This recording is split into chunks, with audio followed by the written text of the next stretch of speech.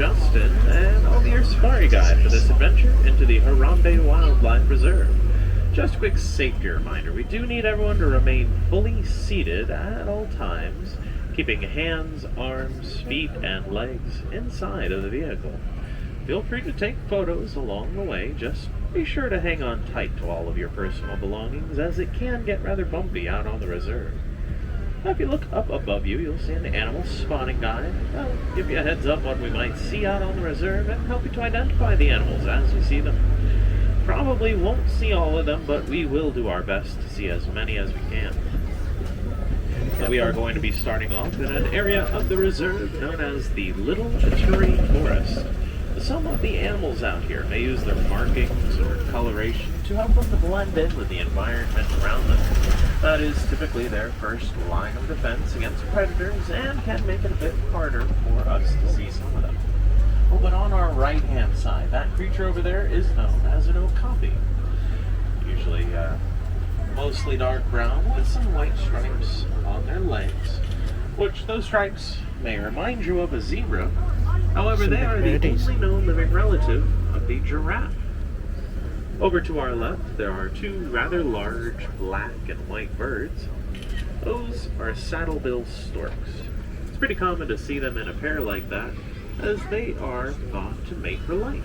And one of the ways you can tell the difference between the male and the female is by their eye color. Males will have brown eyes, females will have yellow eyes.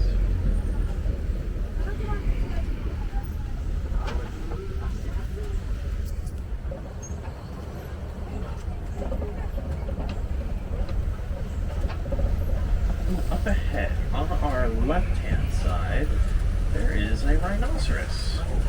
Just relaxing by that rock wall. Now that is a black rhino. That is one of two rhino species that we might get to see out on the reserve. On average, black rhinos will weigh anywhere from 1,000 to 3,000 pounds, which actually makes them the smaller of the two. Oh, if you look deep into the brush on our right, there are some bongos. There's kind of a chestnut brown colored antelope with horns. The lighter tan colored antelope, this one doesn't have horns. Those are greater kudu. Those greater kudu not having horns would indicate that they are female. With their species, only the males will grow horns, and they grow in a long spiral that can reach almost 5 feet in length. Both male and female bongos, though, will have horns. Their horns kind of angle backwards. They raise their chin up into the air. They might even lay flat across their backs. And that will help them to pass quickly through the dense underbrush of the forest. We are now going to head over to the Safi River system. While we make our way through there, you'll want to keep an eye in and around the water for creatures like hippos. Now, hippos are nocturnal, so they will sleep and rest for most of the day. And typically, they will sleep underwater. That helps them avoid the heat of the day. They can also stay under the surface for around 8 minutes before coming up for air, which will make them harder at times to see. Looks like there is one or two over in the far right-hand corner. A little hard to see them. Don't worry if you didn't see it. You'll keep a lookout for more. There are some birds down here. Those pelicans are pink-backed pelicans. They look a bit gray right now. They get a bit of a pinkish flush to them, though, during mating season. There we go. There's more hippos out in the water to our left. They're a little easier to see over there. Well, they won't be too active at this time of day, but when they are more active, they may come up out of the water in search of food. Now, despite a hippo weighing anywhere from 2,000 to 5,000 pounds, a hippo's main source of food is going to be grass. However, despite them eating mainly grass, because of their large size and their very territorial behavior, they can be one of the most dangerous animals to encounter in the wild. They do have very large, sharp tusks in their mouths, which they will use in displays of dominance. And while on land, they can easily outrun humans. They can reach speeds of around 20 to 30 miles an hour. Speaking of potentially dangerous creatures, there are some Nile crocodile out in the water and on the shore over to our left. Those crocodiles have a very strong bite. They can chomp down food. Typically, they will eat fish or birds, so they have been known to eat pretty much whatever they get their jaws on, including creatures larger than themselves. That being said, though, a crocodile will typically only eat one large meal in a week-long period. And if food is scarce, they have been known to go months at a time without eating anything.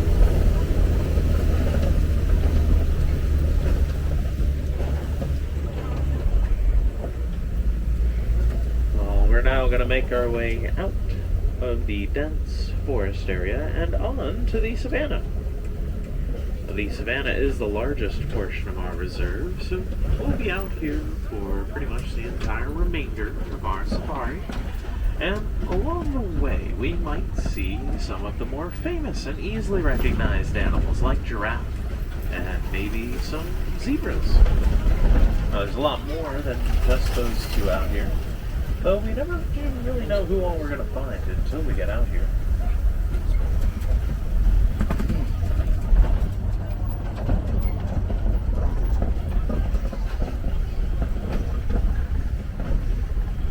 Over to our right, that creature with the massive horns, and there's a few more up ahead. Those are Ankoli cattle. They are also known as Watusi cattle. That is after one of the first tribes to domesticate them. And they're one of the few domesticated animals you'll see out here. Out in the distance, I do see a giraffe or two for defense, and they will use them in displays of dominance amongst one another as well.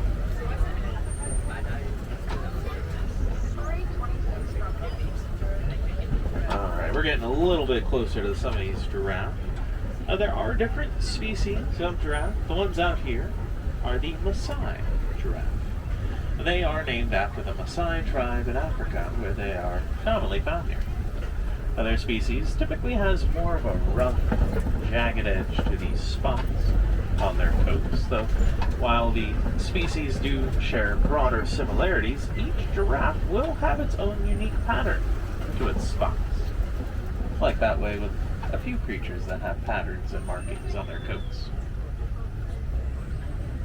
Now, on top of a giraffe's head, they have those two little protrusions, which are known as ossicones. Ossicones are a little different than horns in that they are typically going to be covered in skin and fur. And giraffes actually have them when they're first born, though they'll be kind of soft at first. Then they grow hard like bone over the period of a couple years. Looks like there are also some zebras up ahead on our right. Those are Hartman's mountain zebras.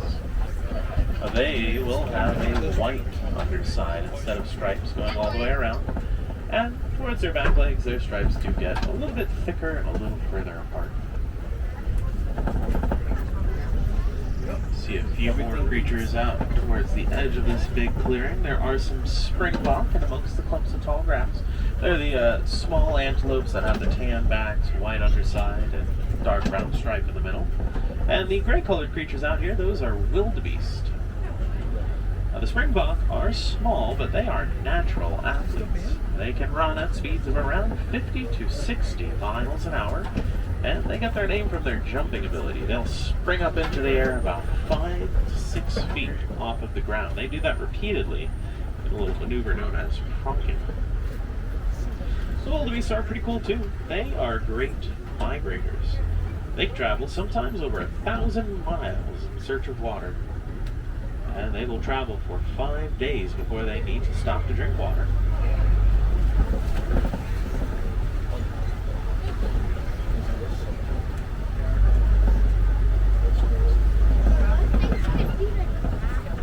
Looks like they're going to cross on over here in front of us. At one point, there were so many wildebeest migrating together, sometimes numbering over 1 million, that the dust clouds they kicked up could be seen from the space station.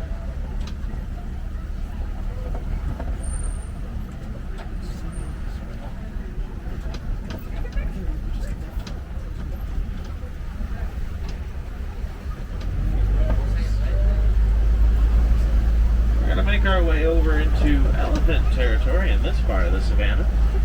We'll keep an eye out for them. And hopefully, if there are any out here, they should be pretty hard to miss since they are the largest land animal. An adult male elephant can reach weights of around 13,000 pounds or more. Oh, hello. There we go on our right. There's an elephant right over there. Gorgeous. Judging by the size of that one and the fact that it's on its own, I am guessing that is a male. And they are typically more solitary in nature. They prefer to be on their own like that. We are just at the edge of elephant territory, so we're going to keep on going, and hopefully we'll find a little more. If you happen to be looking over to your left, you might have seen that man-called monkey. It was a blink and you miss it kind of creature. Let's see if we can find some more elephants out here, though. Being the largest land animals, they have quite the appetite. In one day, one elephant can consume around 200 to 300 pounds of food. Combine that with farmers increasingly setting up their farms in the path of elephant migration, and there has been some human-elephant conflict over the years. They were helped, though, by some research that Disney conservationists are involved in how they communicate with one another. They learned that elephants actually have a special call that they will use to warn each other about bees in the area. They are not a fan of bee stings and typically avoid any areas where bees are found. Using this information, they were able to develop beehive fences. The beehives at the perimeter of farmland will work as a very effective deterrent for elephants without causing them any harm or disrupting the environment. That's a good sign. There are some tusk parts in the clay here. They will dig their tusks into the clay in order to eat it and gain a source of minerals in their diet that they might otherwise lack. Yes, I think off in the distance on our left, I see some more elephants, so we'll make our way on around there.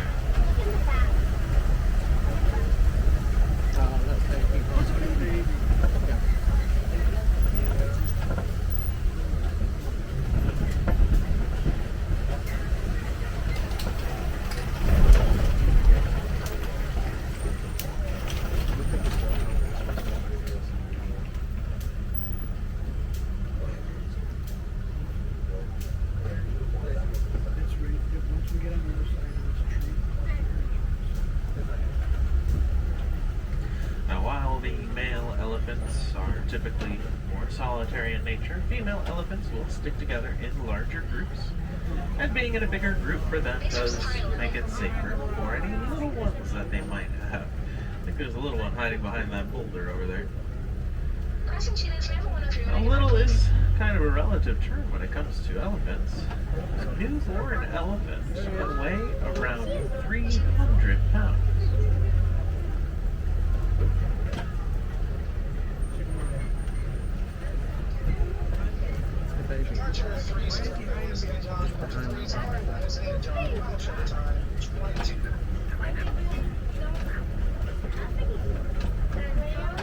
Is that rock moving?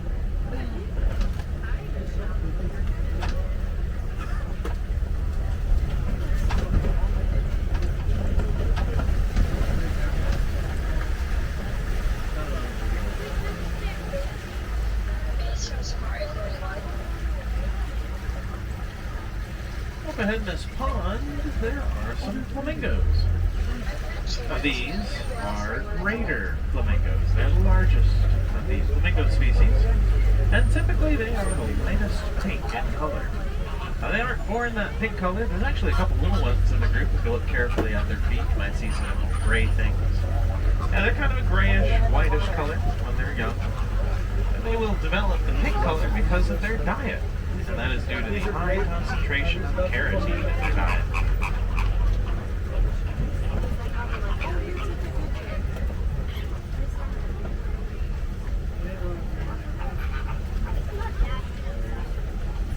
Is he up here?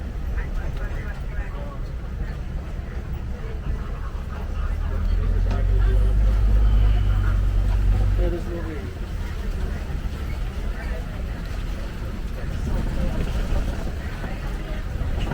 Enjoy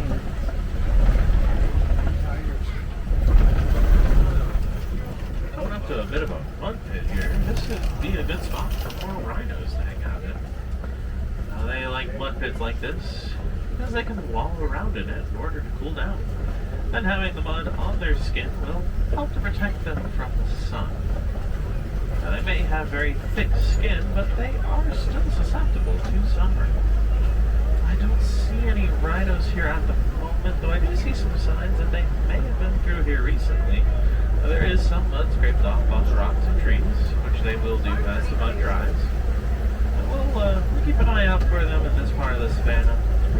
The last time I was through here, I saw some cheetahs.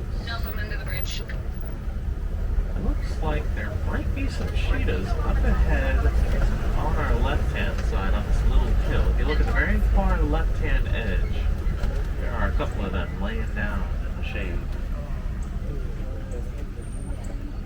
Now, the cheetahs are the fastest land animals. They can reach speeds of around 60 miles an hour in bursts as little as 3 seconds. If you look to your right, you will find some rhinos. They're hanging out in the brush over there. Now, those are white rhino. Hopefully we'll see a few more as we make our way through here. They're a bit more social species of rhino. You'll see them in groups.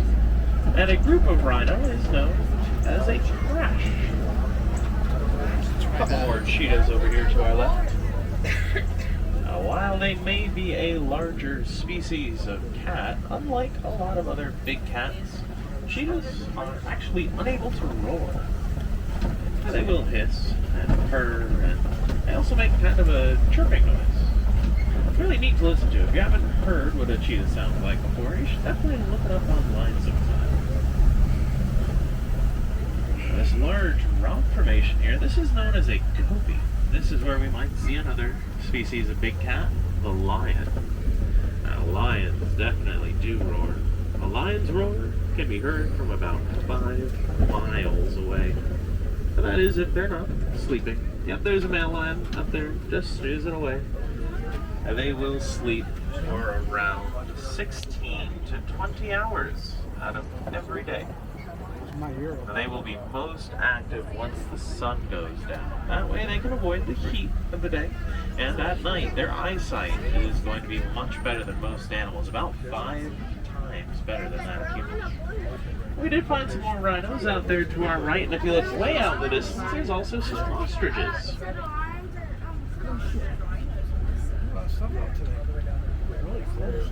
We'll circle around these rocks here so we can get a little closer to those ostriches.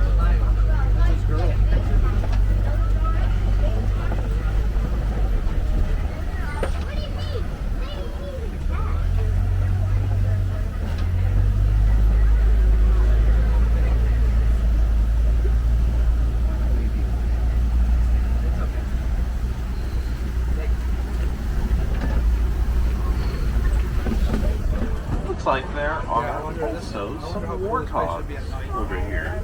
They're way out at the edge of this little clearing. They're just laying down taking a snooze as well. Now, the warthogs are the largest burrowing animals. They either dig their own burrows, or they might just take over an existing one, widen it out in order to fit. They will back themselves up into their burrows. That way they can keep their 4 sharp tusks out, ready to defend with. Now, the ostriches are kind of straight back in the corner. A little hard to see them. See the rhino one last time before we go.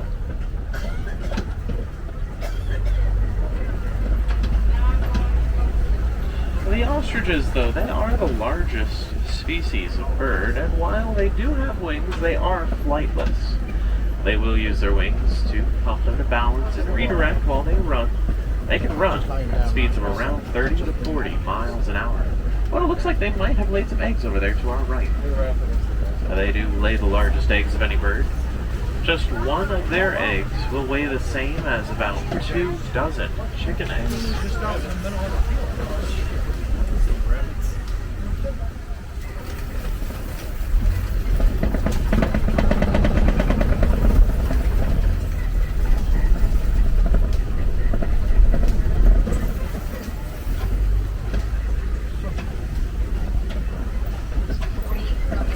Coming up into the Magadi Glen. Out here the warden has a little outpost that they've set up with an area to keep some Nigerian tortoise goats.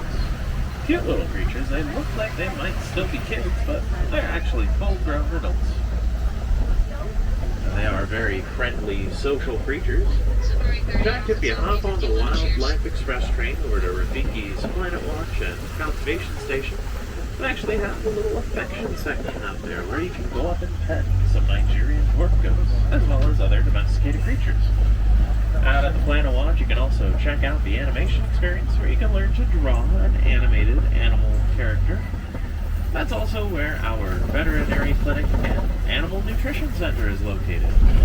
That vet's area has an observation window, so if they're performing any checkups or procedures on our animals, you're able to watch as they do so.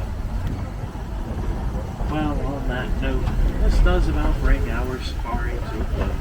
Though your animal sightseeing adventures don't have to end here. As soon as you exit the safari, you'll be near the entrance to the Gorilla Falls Exploration Trail. Well, that is a self-guided walking trail that will typically last around 15 to 20 minutes, and it is stroller and wheelchair accessible. As the name implies, there is an area out there where you might find some gorillas, as well as a whole bunch of other different African animals. A lot of the animals we did get to see out here are either endangered or threatened of becoming endangered soon. So we do want to make sure we're doing everything we can to help these animals out, not just here, but in our own home environments as well. There are simple things we can all do, like practicing the 3 R's.